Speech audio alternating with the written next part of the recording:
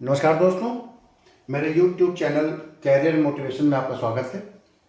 आज हम लोग संघ की कार्यपालिका का पार्ट 2 के बारे में डिस्कशन करेंगे। पिछले पार्ट में हमने संघ की कार्यपालिका के संबंध में डिस्कशन किया था और विभिन्न प्रतियोगी परीक्षाओं में जो ऑब्जेक्टिव टाइप क्वेश्चन पूछे जाते हैं उसको मैंने वन लाइनर नोट्स के रूप में डिस्कशन किया था।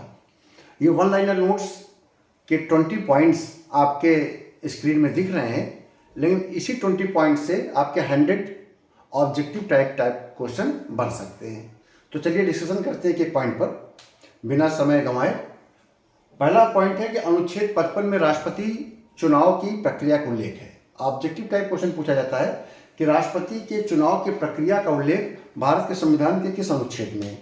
तो ये अनुच्छेद 55 में उल्लेख किया गया है और ये बताया गया है कि राज्य की विधानसभा और लोकसभा और राज्यसभा यानी कि संसद एवं राज्यों के विधानमंडलों का जो मत होगा लगभग समान होगा, जिससे कि राष्ट्रपति के निर्वाचन में दोनों संघ की कार्यपालिका और राज्य की कार्यपालिका दोनों का समान अनुपात हो, क्योंकि राष्ट्रपति पूरे राष्ट्र का मुखिया है।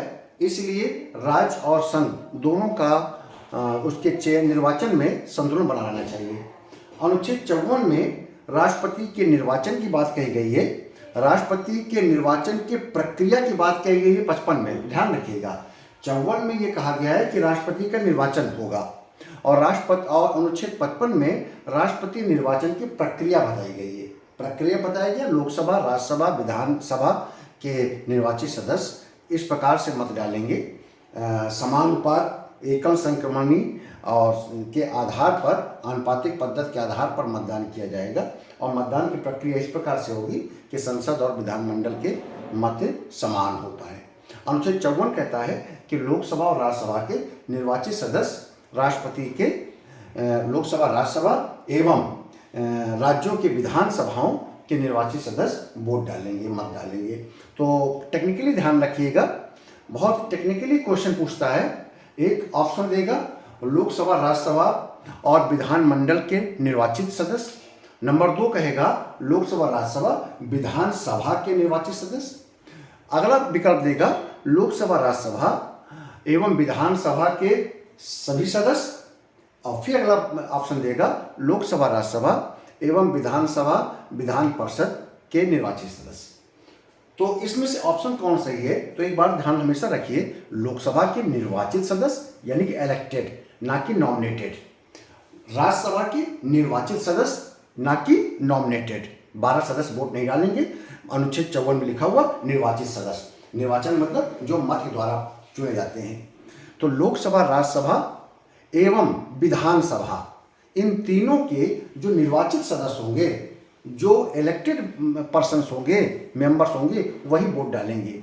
विधान परिषद के मेंबर्स वोट नहीं डालेंगे, ठीक है। लेजिस्लेटिव काउंसिल के मेंबर वोट नहीं डालते। तो बात समझ में आ गई।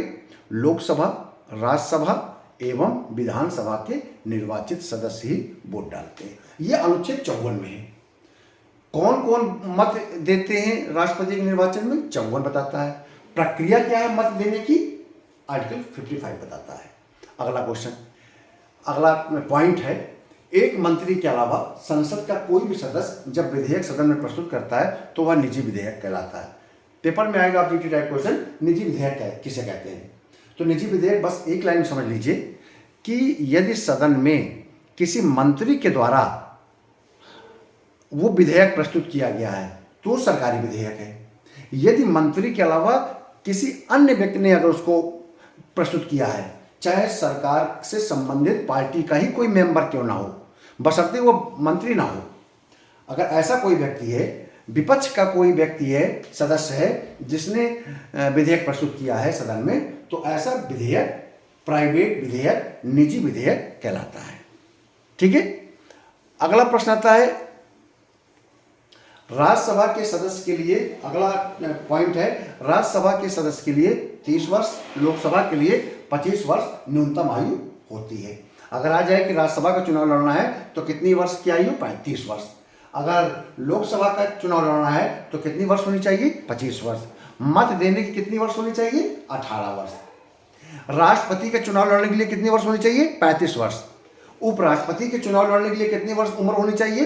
35 वर्ष। ठीक है। राज्यसभा के सदस्य के लिए 30 वर्ष, लोकसभा के सदस्य के लिए 25 वर्ष और राष्ट्रपति तथा उपराष्ट्रपति दोनों के निर्वाचन के लिए 35 वर्ष की होनी चाहिए। अनुच्छेद 105 संसद के सदस्यों के विशेषाधिकार की बात करता है। पेपर में आएगा कि सदस्यों के विशेषाधिकार का उल्लेख भारत के संविधान के किस अनुच्छेद में है? तो ध्यान रखिएगा, ये अनुच्छेद 105 है। Objective type question SI police, TT, PT इन परीक्षाओं में आता है। तो कुछ आर्टिकल ऐसे होते हैं जो हमेशा रट के रखने चाहिए। तो संसद के विशेषाधिकार आर्टिकल 105, इसमें क्या क्या विशेषाधिकार है? नंबर 1 तो एक बात ये कि संसद में बोलने का अधिकार है उनको, जो संविधान ने दिया रखा है। ठीक। संसद की कार्रवाइयों की जांच न्यायालय नहीं कर सकता है। संसद में क्या बैठक में डिस्कशन हुआ, क्या निर्णय हुआ, ये न्यायालय के क्षेत्र से बाहर रखा गया है। ठीक। संसद के अधिवेशन के दौरान प्रारंभ होने के 40 दिन पहले और प्रारंभ होने के 40 दिन बाद तक उसको किसी भी सिविल मामले में गिरफ्तार नहीं किया जाएगा। क्रिमिनल मामले में गिरफ्तार किया जाएगा, लेकिन सिविल मामला अगर मुकदमा है तो सत्र प्रारंभ होने के 40 दिन पहले से और सत्र प्रारंभ होने के 40 दिन बाद तक उसको अरेस्ट नहीं किया जाएगा। और अगर अरेस्ट किया जाएगा किसी गंभीर मामले में, तो जिस सदन का वो सदस्य है उसके सभापति और या अध्यक्ष को उसकी जानकारी दी जाएगी। ये सब बातें आर्टिकल 105 में लिखी गई हैं। इसके अलावा भी बहुत सी बातें लिखी गई हैं जो संसद स्वयं कानून बनाता है, उन कानूनों में लिख दिया जाता है। यानी कि आर्टिकल 105 में उसको अपनी अभिव्यक्ति, अपनी बात कहने का अधिकार है, ये उसको अधिकार दिया गया है। संसद के सदनों तथा उनके सदस्यों और समितियों की शक्तियां, विशेषाधिकार का उल्लेख 105 में कर दिया गया है। ठीक है। अगला है नई अखिल भारतीय सेवा के सृजन का अधिकार संसद को है। कभी कभी आप लोग पढ़ते हैं कि नई अखिल भारतीय सेवा का अधिकार राज्यसभा को है। बिल्कुल राज्यसभा को है, लेकिन अखिल भारतीय सेवा बनाने का अधिकार नहीं है। अखिल सेवा बनाए जाने के लिए प्रपोज करने का अधिकार है। इसके अंतर्गत ये कहा गया है कि अखिल भारतीय सेवा अगर बनाना चाहता है सरकार या राष्ट्र, तो सबसे पहले राज्यसभा को अपने यहाँ पर 2/3 बहुमत से प्रस्ताव पारित करना होगा। जब राज्यसभा 2/3 बहुमत से प्रस्ताव पारित कर देगा, तब संसद यानी कि संसद का मतलब लोकसभा और राज्यसभा उस विधेयक को, उस बिल को अधिनियम में परिवर्तित कर सकते हैं। तो ध्यान रहे, अखिल भारतीय सेवा बनाने का अधिकार संसद को है, अखिल भारतीय सेवा बनाए जाने का प्रस्ताव दिए जाने का अधिकार राज्यसभा को है। तो दोनों में टेक्निकली गलती को समझ के रखिएगा। एक निगाह में कहीं टिक मार के आगे मत चले जाइएगा कि अरे संसद को अधिकार क्या कहते हैं, नई अखिल भारतीय सेवा का बनाने का अधिकार राज्यसभा को, टिक लगा दो। पेपर में आएगा राज्यसभा को अधिकार है। नंबर 2 संसद को अधिकार है। नंबर 3 संसद एवं राज्य के विधानमंडलों को अधिकार है। नंबर 4 संसद एवं विधानसभा को अधिकार है। तो ध्यान रखिए, केवल संसद को अधिकार है। उत्तर प्रदेश से अगला फैक्ट है, उत्तर प्रदेश से 80 सदस्य लोकसभा में जाते हैं और राज्यसभा में 31 सदस्य जाते हैं उत्तर प्रदेश से। कभी कभी फैक्चुअल आता है उत्तर प्रदेश की किसी सेवा के लिए आ जाएगा कि उत्तर प्रदेश से लोकसभा में कितने मेंबर हैं, तो 80 लिखेंगे। उत्तर प्रदेश से राज्यसभा में कितने मेंबर हैं, तो 31 सदस्य। फिर वो जो मैंने ऊपर बता चुका हूं कि भारत के राष्ट्रपति एवं उपराष्ट्रपति के निर्वाचन के लिए मिनिमम आयु 35 वर्ष है। दूसरा अनिवार्य अर्हता क्या है, भारत का नागरिक हो। तीसरी अनिवार्य अर्हता क्या है, लाभ के पद पर ना हो। एक अनिवार्य योग्यता और है, राष्ट्रपति लोकसभा के लिए अर्ह हो और उपराष्ट्रपति राज्यसभा के लिए अर्ह हो।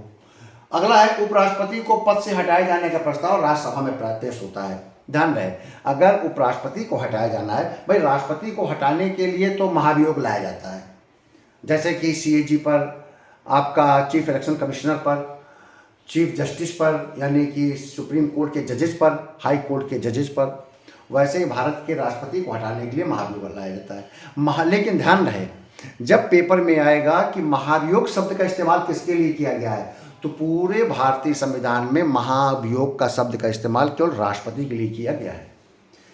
ठीक है, कहीं पर भी सुप्रीम कोर्ट के जज, चीफ इलेक्शन कमिश्नर, इनके लिए महाभियोग शब्द नहीं है। प्रक्रिया वही है जैसे कि राष्ट्रपति को बनाया जाता है, लेकिन महाभियोग शब्द नहीं आएगा। असमर्थता एवं कदाचार आएगा। कदाचार एवं असमर्थता के आधार पर हम CAG, election commissioner, supreme court जज, हाई कोर्ट जज को हटाते हैं, लेकिन राष्ट्रपति को हटाने के लिए शब्द आता है महाभियोग। अगर लीगल शब्द का इस्तेमाल आ जाए तो आप गंभीरता से पेपर में आ जाए कि किस अधिकारी को, किस पदाधिकारी को महाभियोग की प्रक्रिया द्वारा पद से हटाया जाता है।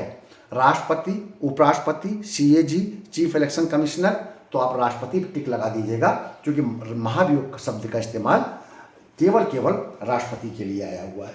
ठीक है, अगला है उपराष्ट्रपति को पद से हटाने के लिए राज्यसभा का पेश होता है। बिल्कुल सही बात है।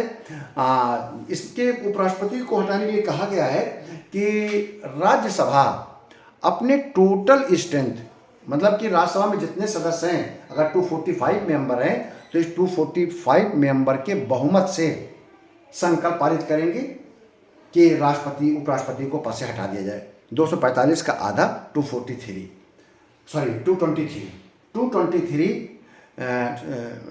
अगर सदस्य अगेंस्ट में जाते हैं, पक्ष में जाते हैं हटाने के, तो ये माना जाएगा कि उपराष्ट्रपति को हटाने के लिए राज्यसभा ने प्रस्ताव पारित कर दिया। फिर यह प्रस्ताव लोकसभा में जाएगा, लोकसभा उस पर सहमत प्रदान करेगा। हमारे संविधान में ये कहीं नहीं लिखा है कि लोकसभा अपने उपस्थित और मतदान करने वाले सदस्यों के बहुमत से इसे पारित करे, ये नहीं लिखा है। केवल ये लिखा है कि राज्यसभा अपने कुल सदस्य संख्या के बहुमत से संकल्प पारित करे और लोकसभा उससे सहमत हो। ये लाइन लिखी हुई है उपराष्ट्रपति को हटाने के लिए, और ये प्रस्ताव लाया जाएगा सबसे पहले राज्यसभा में। जब हम राष्ट्रपति को हटाते हैं तो हटाने का प्रस्ताव लोकसभा में भी आ सकता है, राज्यसभा में भी आ सकता है, महाभियोग का प्रस्ताव। लेकिन उपराष्ट्रपति को हटाने के लिए सबसे पहले प्रस्ताव लाया जाएगा राज्यसभा में। राज्यसभा अपने टोटल स्ट्रेंथ से, जो उसकी टोटल संख्या है राज्यसभा की, उसके बहुमत से प्रस्ताव पारित करेगा और लोकसभा उस पर सहमत हो जाए। ठीक है, अनुच्छेद 123 में अध्यादेश जारी करने का उल्लेख है। अध्यादेश के बारे में पता है, जब संसद का सत्र न चल रहा हो और राष्ट्रपति महोदय को ऐसा लगे कि किसी विषय पर कानून बनाया जाना बहुत जरूरी है, तब वो एक कानून जारी कर देता है, बना देता है, उसको हम अध्यादेश कहते हैं। और यह अध्यादेश तब तक लागू होता है जब तक संसद का सत्र प्रारंभ न हो जाए और समाप्त होने के 45 दिन तक वो बना रहेगा। उसके पश्चात अध्यादेश समाप्त हो जाएगा, और या तो जब सत्र प्रारंभ हो तो उस अध्यादेश को कानून का दर्जा दे दिया जाए। ठीक है, पेपर में आता है तो आप बताइए कि जब संसद का सत्र न चल रहा हो तब राष्ट्रपति महोदय को ऐसा लगता है कि कानून बनाना जरूरी है, तो वो अपने अधिकारों का प्रयोग करके कानून बना देता है, तो उसे बोलते हैं ऑर्डिनेंस, अध्यादेश। भारत के सीएजी के वेतन भत्ते तथा सेवा शर्तों का निर्धारण का अधिकार संसद को है। अनुच्छेद 148 के सबसेक्शन 3 में कहा गया है। उन्होंने कहा कि वेतन भत्ते हमारे संविधान में नहीं लिखे गए हैं, ये कहा गया है कि संसद निर्धारण करेगा। राज्यसभा का सर्वप्रथम गठन 3 अप्रैल 1952 को हुआ था। ध्यान रहे, राज्यसभा का, चूंकि राज्यसभा स्थायी है, राज्यसभा कभी भंग नहीं होती है, तो 3 अप्रैल 52 को हुआ था। फैक्चुअल क्वेश्चन आ सकता है कि राज्यसभा का गठन कब हुआ, 3 अप्रैल 1952।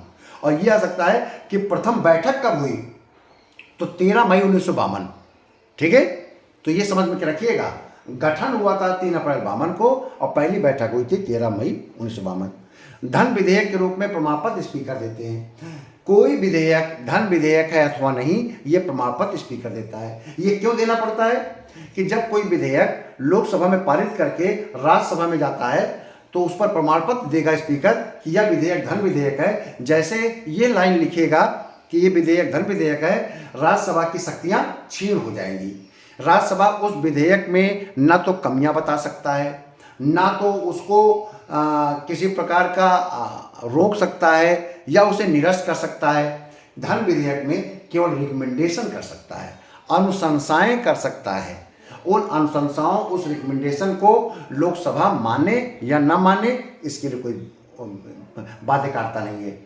और यदि 14 दिन के अंदर उस विधेयक को, धन विधेयक अगर है, उसे राज्यसभा अगर वापस नहीं करेगी तो लोकसभा उसे पास किया हुआ मान लिया जाएगा और राष्ट्रपति महोदय को भेज देंगे, राष्ट्रपति महोदय सहमत दे देंगे।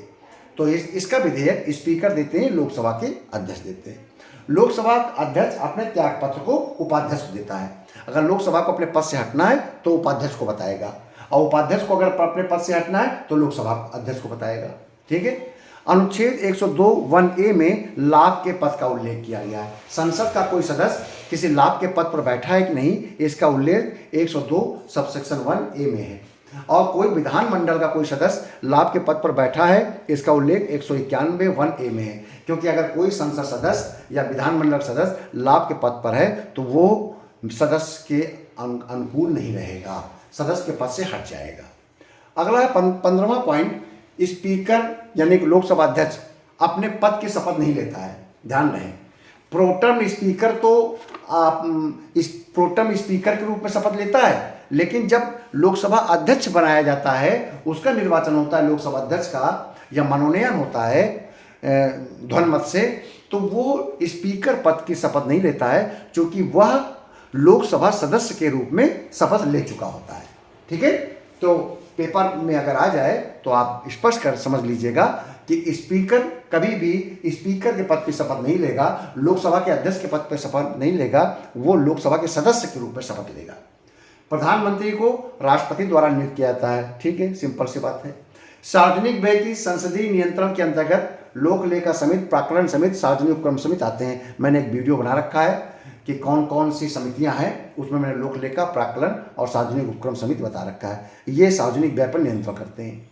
भारत सरकार के सर्वोच्च जो सिविल सेवक है वो भारत का कैबिनेट सचिव होता है। कई बार ऑब्जेक्टिव क्वेश्चन आया है कि भारत सरकार का सर्वोच्च असैनिक पद या सर्वोच्च सिविल पद, तो सर्वोच्च सिविल पद कैबिनेट सचिव का है, जिसका वेतन 2.5 लाख रुपए है, और प्रोटोकॉल में और एक प्रकार की सीनियरिटी के क्रम में वो 11वें स्थान पर है।